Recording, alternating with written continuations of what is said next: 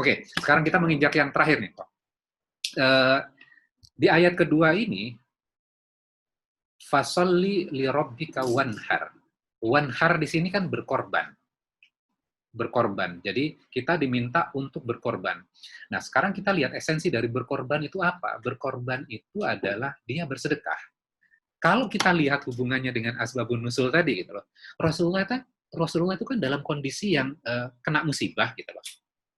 Kemudian diperintahkan untuk sholat, kemudian berkorban gitu loh. Kenapa kok berkorban ya gitu loh? Bukankah kalau misalnya kita dalam keseharian kita misalnya, ketika kita mendapatkan musibah gitu ya, kita mendapatkan ujian, kemudian kita merasa bahwa kita adalah orang yang paling berhak untuk ditolong nih. Kita adalah orang yang paling berhak untuk dibantu gitu loh.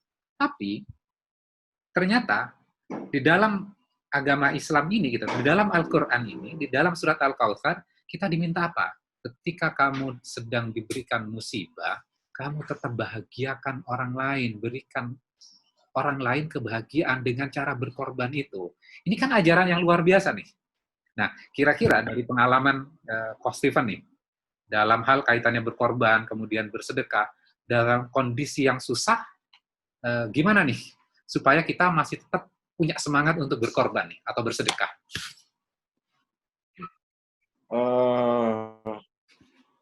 Ini satu-satunya agama yang mengajarkan berbagi dalam kesempitan.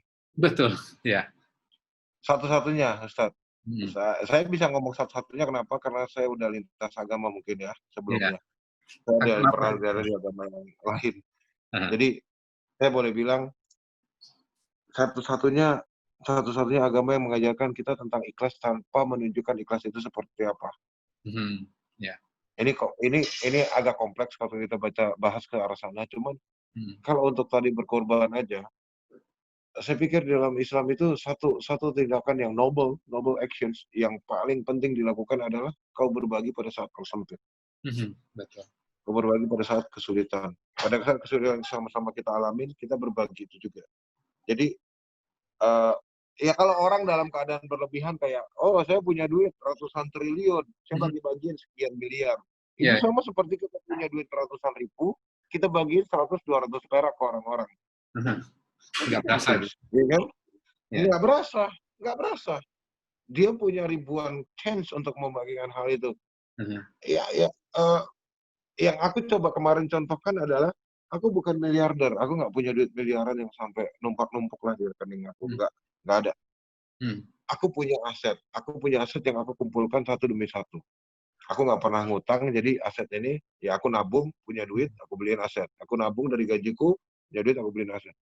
Nah, aset-aset ini aku jual-jualin supaya punya sesuatu lebih untuk berbagi. Karena memang ini udah terbiasa kali ya di mualaf center. Jadi memang ini sudah jadi kayak habitual ya. Kita bawa itu menjadi satu habitual tersendiri. Jadi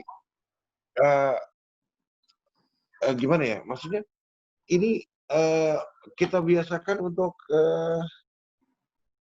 kita nolongin urusannya Allah. Allah akan bereskan urusan kita. Iya, betul sekali. Kita tolong hamba Allah yang lain, maka Allah akan menolong kita. Sesimpel itu sih, sebenarnya sesederhana itu. Aku nggak pernah mikir sampai serumit apa gitu. Maksudnya, oh nanti nih akan begini, akan begitu. Memang ada pahala yang Allah akan berikan. Cuman kita bukan mengabaikan, tapi kita tidak terfokus di situ. Fokusnya kita adalah, ini perut orang banyak yang lapar, dan efek-efek sosial psikologis juga akan melebar, karena banyak akan yang bunuh diri, banyak orang kehilangan pekerjaan, daya belanja turun, daya beli turun, penyakit itu meningkat, sampai sekarang akhirnya keluar juga akhirnya kata-kata orang miskin nggak boleh kena COVID, karena orang miskin nggak boleh mati. Nah, ngeri kan? Mayat ditaruh di dalam kulkas, di dalam rumah sakit, berhari-hari, karena keluarganya nggak bisa bayar untuk pemakaman. Satu mayat COVID pemakaman butuh sampai 3-4 juta sekali prosesi. Ada yang sampai 10 juta. Nah,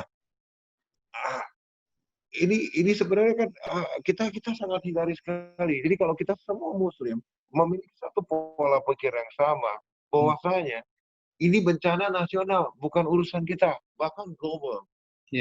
Kita nggak usah mikir yang aneh-aneh. Lihat tetangga lapar, ini aja. Sebelum kau tidur, kiri kananmu, depan belakangmu, dicek kan, mereka lapar nggak? Kalau lapar apa yang punya? Kita bagi, Bu, kita punya sop nih 1 mangkok, kita bagi 2 aja, gimana? Aku punya nasi nih sekian, kita bagi 2 gimana? Pak, lapar juga, kita bagi 2 gimana? Nah, kalau ini diterapkan sih sebenarnya nggak bakal ada yang lapar, nggak ada yang bakal ngemis-ngemis, nggak ada yang bakal bunuh diri juga sih.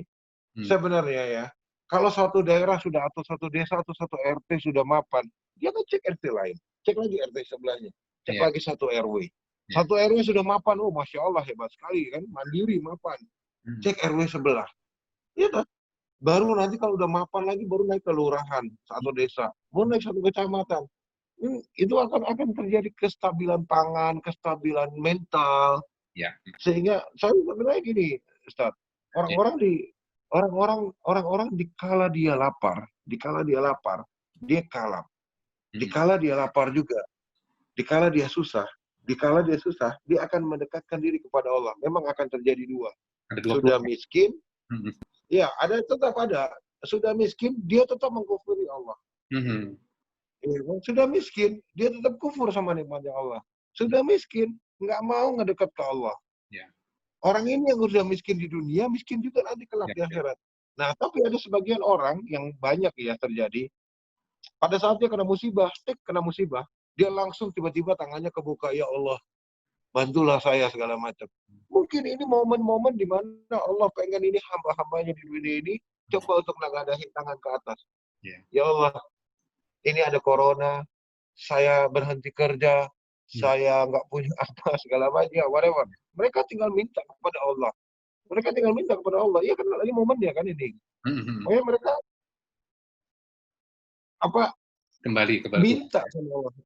Mungkin ini kesempatan Allah untuk hamba-hamba mendekatlah kepadaku. Cuman yang tadi itu ada sebagian orang kan ada kelebihan rezeki ya, ada kelebihan apa. Walaupun ini kita sama-sama susahnya. Ya kan? Yang tadi itu berbagi pada saat kamu juga sama-sama kena musibah. 2010 saya mulai turun habis-habisan dulu waktu Gunung Merapi meletus. Waktu Gunung Merapi meletus itu aku juga turun habis-habisan. Pada saat yang sama, peternakan ayam aku di kaki Gunung Merapi bangkrut. Karena wedus gembel. Aku merugi hampir 20 miliar pada saat itu. Banyak sekali ya. Iya, 19,6. Dan pada saat itu memang ada dua pilihan. Aku ikut-ikutan jadi korban, atau aku menaruh diriku di posisi yang lebih baik, yaitu menolong korban. Subhanallah. Ya itu ini kan jadinya kita punya pilihan menempatkan kita di mana. Kita mau tempatkan kita di posisi yang hina atau kita mau taruh kita di posisi yang mulia. That's it. Luar biasa, pengalaman yang luar biasa. Mudah-mudahan ini kita juga bisa mengaplikasikan ya dalam kehidupan. Jadi bukan hanya kita memahami, tapi kita bisa aplikasikan dalam kehidupan. Dan kita harus ya menginspirasi banyak orang untuk terus melakukan kebaikan. Itu kan tujuan kita diturunkan ke dunia kan, untuk membuat dunia jauh lebih baik lagi. Nah yang terakhir, sebagai kesimpulan, tadi mungkin Coach Stephen sudah menyimpulkan, inna syani'aka huwal abtar. Sesungguhnya orang yang membencimu, dia yang akan terputus, kata Allah. Gitu. Jadi kalau kita lihat, gitu loh, Abu Lahab tadi, gitu loh, sangat menghina Rasulullah dengan mengatakan Batara Muhammad, berjingkrak-jingkrak, Batara Muhammad, terputuslah keturunan Muhammad. Kemudian di ayat terakhir, di surat Al-Kautsar ini, Allah mengatakan, inna syani'aka huwal abtar. Sesungguhnya orang yang memusuhimu yang terputus. Jadi kamu nggak perlu fokus kepada musuhmu, gitu loh, kalau kita tafsirkan sederhana. Nanti, biar Allah yang akan handle itu. Tugas kamu, kita manusia, muslim, gitu loh, kamu perbaiki kualitas dirimu. Kamu tempatkan diri kamu, diri yang soleh, yang baik, dan menginspirasi banyak orang. Gitu loh. Kamu nggak usah pedulikan musuhmu. Nah, mungkin yang menjadi pertanyaan berikutnya adalah, boleh nggak kita memberikan respon kepada orang yang menghina kita? Ya boleh, asalkan apa? Ya kamu sudah memperbaiki kualitas dirimu dengan cara sholat, bersedekah. Kalau sudah melakukan dua hal ini, gitu loh, insya Allah kamu responnya akan jauh lebih baik, gitu lah. Gitu kira-kira. Nah, terakhir mungkin sebagai kesimpulan dari Coach Stephen, apa yang bisa disampaikan kepada para sahabat Quran? Ya. sedikit cerita tentang tadi juga. Sebenarnya dari keluarga, terutama dari keluarga papi ya, banyak yang ngehujat saya juga gitu loh.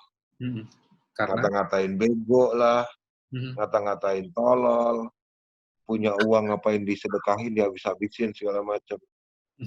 Well, punya uang, baru nabung dikit, punya uang, sumbangin buat bencana. Kapan lu jadi orang kaya? Sedangkan saya nggak bisa menerangkan konsep dalam Islam ke mereka, karena mereka bukan Muslim. Tapi kepada Muslim selalu saya bilang, harta itu nggak akan bisa dibawa mati, kecuali yang kau sedekahkan di jalan Allah. Ya, betul. Itu aja. Nah, sekarang saya selalu bilang, balikin. Jadi, saya lagi nabung, bukan lagi boros. Iya. Iya dong? Iya, betul. Saya lagi nabung for the next life. Yang tadi saya bilang. Itu yang hidup di sini lu mau berapa tahun? 20, 30, 40, 50, 70 tahun lagi?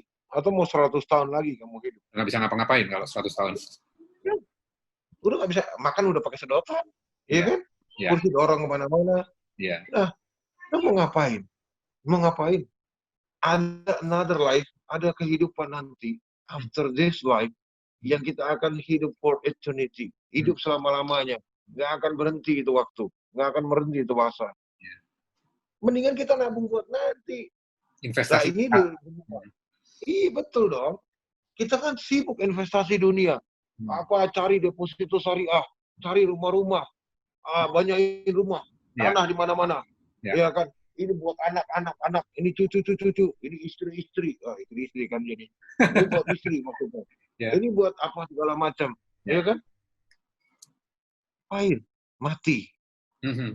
Matinya kita selesai. Urusannya di dunia selesai. Mending benar tuh harta yang diwarisin. Dan alhamdulillah, aku setelah masuk Islam kan dicoret dari hak waris. Oh, dari keluarga ya? Dari hak waris, itu mau sampai berapa keturunan ke bawah, aku nggak boleh ngeklaim. Tapi di situ, ternyata alhamdulillah sekali. Dulu waktu pertama kali masuk Islam, mungkin saya masih bodoh. Saya nggak ngerti lah. Cuman sempat sedih aja. Kesini, saya sangat bersyukur. Satu, karena kita orang Islam nggak boleh terima waris dari orang tua yang bukan seakidah. Kedua, saya akan jadi anak yang manja kalau saya terima waris. Seperti adik-adikku. Mohon maaf ya kalau ada adikku yang nonton. Cuman seperti adik-adikku. Mereka akan jadi anak manja. Gitu loh. Anak-anak yang grow up dengan warisan, anak-anak yang grow up dengan semua yang disiapkan oleh orang tuanya, dia akan jadi manja. Namun anak-anak yang dilepas dan dia survive sendiri di lapangan, dia survive sendiri menghadapi dunia, mereka jauh menjadi anak-anak yang lebih tangguh. Dan alhamdulillah Islam itu mengajarkan hal-hal seperti itu. So aku bilang, saya nggak pernah nuntut waris dan saya nggak pernah mau bingung sama warisan. Dan pada saat keluarga dari orang tua saya benar-benar ngehujat gitu, benar-benar ngehujat, orang Islam ini bodoh-bodoh, segala macam lah yang mereka katakan, ya kan? Kayak kata mereka, lu gimana mau kaya? Lu sedikit-sedikit sedekah, sedikit-sedikit keluar uang, kasih orang-orang. Saya bilang, bro, lebih baik sedikit-sedikit sedekah daripada sedekah lu sedikit-sedikit doang. Punya mobil mewah ada 10. Masa sedekahnya cuma beras 100 kilo? Malu kamu sama uang kamu, sama deposito kamu. Where is your brain? Sometimes kadang-kadang aku menghadapi ini keluarga sendiri soalnya ya. Jadi aku berani ngomong secara vulgar. Jadi itu nggak ada batasan. Cuman, ya ini kan tantangan yang mau dibilang common sense, ya oke lah. Ini mungkin rata-rata ini tantangan seperti itu. Jadi mungkin satu sikap yang bisa kita lakukan adalah kita menjelaskan aja. Dan saya bilang, nggak perlu kamu menjelaskan dirimu kepada musuhmu karena mereka tidak akan percaya. Dan nggak perlu juga kamu jelasin siapa dirimu kepada teman-temanmu karena nggak usah dijelasin, mereka udah percaya otomatis. Sometimes aku juga sering negesin ke anak-anak juga, ke tim di lapangan. Kalian itu tidak perlu ngomong. Kalian itu lakukan sesuatu, mereka akan melihat. Insya Allah seperti itu. Kalau mereka nggak ngelihat, Allah itu mencatat. Allah itu melihat. Allah tahu apa yang kamu kerjakan. Makanya aku selalu bilang kan, tadi di awal juga, Ustadz, karena sebenarnya lagi ngulangin loh masuk TV. Karena aku benar-benar pengen menjauh dari dunia-dunia, hingar-bingar dunia yang seperti itulah. Makanya full time pakai masker. Nanti kalau udah nggak online, nggak direkord lagi, agak buka nggak masalah. Jadi lebih baik orang mencontoh apa yang saya kerjakan daripada orang melihat saya itu seperti apa. Karena yang tadi kita bahas di ayat yang kedua tadi, nggak ngaruh orang mau ngehina, mau ngehujat, mau muji saya. Yang ngaruh untuk saya ke Allah, hubungan saya dengan Allah adalah bagaimana saya bersikap dan bagaimana saya. Bukan bagaimana orang melihat saya gitu loh. Pendapat orang lain. Saya selalu bilang, iya, orang sejuta orang boleh menghujat kamu kok. Gitu loh. Maksudnya yang lebih penting adalah bagaimana kita di hadapan Allah. Iya, betul. Bagaimana kita. Makanya lebih banyak kayak ngejaga hati, istighfar, astagfirullahaladzim. Ini udah kejauhan nggak ya? Ini udah over nggak ya nih? Kadang-kadang mikir ke situ. Cuma kalau ke anak-anak juga kadang-kadang, bukan kadang-kadang, tapi lebih banyak kayak mengatur mereka untuk, ini anak-anakku jujur aja loh, yang masuk TV nggak ada mungkin. Yang masuk media koran mungkin orang juga nggak tahu. Bahkan ada beberapa yang relawan aku tuh, yang orang tuanya nggak tahu dia ngerjain apa. Gitu loh. Cuma mereka yang hampir setiap hari mereka packingin sembako, anterin ke daerah-daerah, pakai motor, darahnya berlumpur, mereka jalan kaki dipanggul gitu. Well, ini banyak yang mereka lakukan. Dan aku selalu bilang, jaga keikhlasan hatimu, karena nggak perlu orang lain yang nilaimu seperti apa. Dan selalu ditancapkan di otak, Allah itu mencatat, Allah mencatat. Jadi yang sering aku ini briefing juga setiap pagi di grup, guys, tetap ikhlas. Kalian melakukan segala sesuatunya karena Allah dan hanya untuk Allah. Guys, tetap bersabar. Karena setiap manusia yang diuji, Allah akan siapkan sesuatu yang indah di belakangnya. Sesuatu yang baik di belakangnya. Mau sekarang di dunia, atau kelak nanti di akhirat. Habis ikhlas, kamu sabar, kamu husnuzon yang terakhir. Jangan punya suuzon ke orang. Hidupmu bakalan bahagia kalau isinya cuma husnuzon doang. Lah naik motor diserempet, pecah tuh spion. Husnuzon aja. Orangnya lagi buru-buru, mungkin istrinya mau melahirkan. Iya kan? Mungkin ada apa segala macam yang kita nggak tahu. Ya udah biar dia buru-buru, nggak apa-apa. Harus ganti spion. Mungkin aja Allah, ini husnuzon ya. Mungkin aja Allah suruh kita ganti spion karena spionnya udah butek gitu. Ganti yang baru yang lebih kinclong. Kita husnuzon aja. Itu ya. Iya, udah ikhlas, sabar, husnuzon, udah itu hidup paling nyaman. Itu kalau closing statement dari aku. Ya. Subhanallah, Masya Allah. Ini pelajarannya sangat banyak sekali hari ini. Mungkin nanti insya Allah kita bisa bersilaturahmi secara langsung juga ya, Coach Stephen. Insya Allah kalau misalnya... Habis pandemi ya? Ya? Habis pandemi tapi ya? Iya, habis pandemi. Ya. Insya Allah kalau... Sekarang tinggal di mana ini? Di Jogja? Enggak, aku keliling kan. Oh, keliling. Oke. Iya, keliling-keliling terus. Ini makanya kan, ini juga di gudang nih. Oh, apa itu? Bisa dijelaskan kok itu apa aja yang di gudang itu? Ada hazmat, ada masker, ada ini facial. Oh, facial. Ada beberapa ini karena gudang transit aja, jadi nggak terlalu banyak barangnya. Di sini paling nggak hazmat ada 800-an, terus ada sendal masjid. Ini ada sendal masjid. Sendal masjid ini juga dipakai sama tim medis di sana untuk mereka pada saat udah lepas hazmat kan harus pakai sendal, jangan nyeker. Oke. Saya pakai sendal juga. Jadi ada sendal masjid, ada sendal biasa, terus ada masker. Maskernya ada 2 jenis, juga termasuk masker untuk masyarakat yang anak-anak, yang dewasa, masker medis. Ya gitu-gitu aja sih. Barang-barang APD. Nah, pertanyaan aja nih, kalau misalnya para sahabat Quran pengen memberikan kontribusi melalui Coach Stephen dan teman-teman, bisa disalurkan kemana atau dikirim kemana nih? Ke rekening BTN, nomor rekeningnya ada di mualaf.com. Mereka bisa lihat nomor rekeningnya di sana, silakan aja. Oke. donasiin. Yang di bawah Mu'allaf Center Indonesia udah berapa orang ya, Pak Stefan? Syahadat? Berapa? Maksudnya yang syahadat? Iya, heeh. Itu udah total sih sekarang ada di 68.000 lebih sih. 68.000. Subhanallah. Alhamdulillah. Oke, terima kasih atas waktu dan kesempatannya. Mudah-mudahan perjalanan ini mau menuju balik lagi ke Jawa Tengah ya. Mudah-mudahan Allah lancarkan, Allah ridhoi, dan Allah berikan rahmatnya. Mudah-mudahan Allah membalas dengan kebaikan yang luar biasa di akhirat kelak. Mudah-mudahan orang yang berkontribusi dan bersama Stefan juga diberikan kesehatan dan terus bisa memberikan kontribusi yang terbaik buat umat ini dan menginspirasi banyak orang.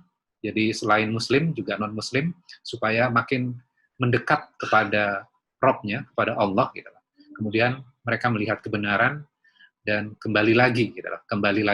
Balik lagi kepada Robnya, kepada Allah, karena sesungguhnya kita memang harus menyebarkan agama Islam ini dengan kesantunan, karena itu yang dicontohkan oleh Rasulullah. Bukan kita menyebarkan dengan cara yang keras, yang membuat akhirnya orang lain malah antipati, malah menjauh dari Islam. Mudah-mudahan kita terhindar dari kelompok yang seperti ini.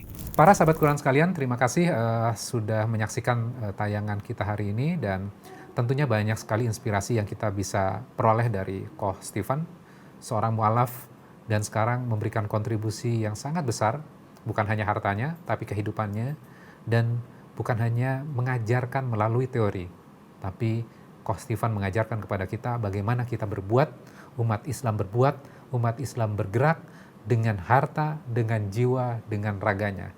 Dan yang dicari bukan pendapat orang lain, bukan pujian orang lain, tapi yang dicari adalah bagaimana kita di hadapan Allah. Apakah kita sudah baik? Ketika kita melakukan kebaikan, Koh Stefan tadi mengajarkan kepada kita gitu loh. Kita harus cek, banyak beristighfar. Jangan-jangan apa yang kita sudah lakukan masih ada salahnya. Sehingga kita menjadi muslim yang rendah hati, bukannya muslim yang sombong atas amal-amal yang kita sudah lakukan. Mudah-mudahan hal ini bisa memberikan kontribusi, memberikan sebuah inspirasi buat para sahabat Quran sekalian.